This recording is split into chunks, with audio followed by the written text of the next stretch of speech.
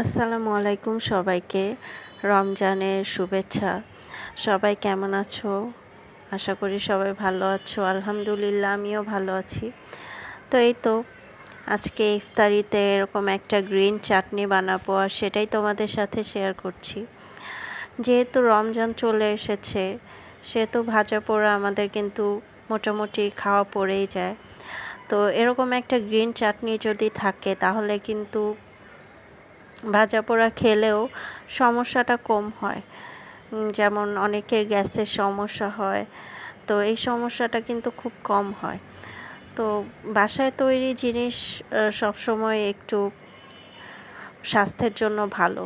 যেহেতু আমরা রোজা রাখি, সারাদিন পরে একটু এটা ওটা খেতে ইচ্ছাই করে।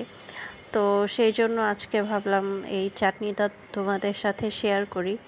তো এই তো এখানে আমি পুদিনার পাতা নিয়ে নিয়েছি, আর ধনিয়া পাতা নিয়ে নিয়েছি, কাঁচামরিচ ৩-৪টার মতো দিয়েছি, বিট লবণ দিয়েছি সামান্য, বেশি না, যেহেতু বিট লবণ খাওয়াও ক্ষতি, তো আমি অল্প একটু ইউজ করেছি।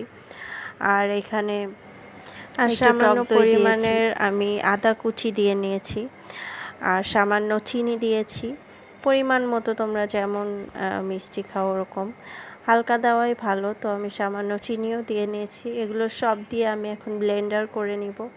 আর ব্লেন্ডার করে নিলেই কিন্তু চাটনিটা একদম রেডি হয়ে যাবে। এটা তোমরা যে কোনো ভাজা পোড়া যেমন পেঁয়াজু, আলুর চপ, বেগুনি এগুলো দিয়ে খেতে পারো। খুবই মজা একটা টেস্টি একটা চাটনি। এটা বাসায় কিন্তু তোমরা তৈরি করতে পারো। তো সবাই ভালো থেকো, আল্লাহ হাফেজ, সুস্থ থেকো। আর অবশ্যই রমজানে সবাই সবার জন্য দোয়া করবে এবং পাশে থাকার চেষ্টা করবে। ইনশাল্লাহ সবার পাশে আছে।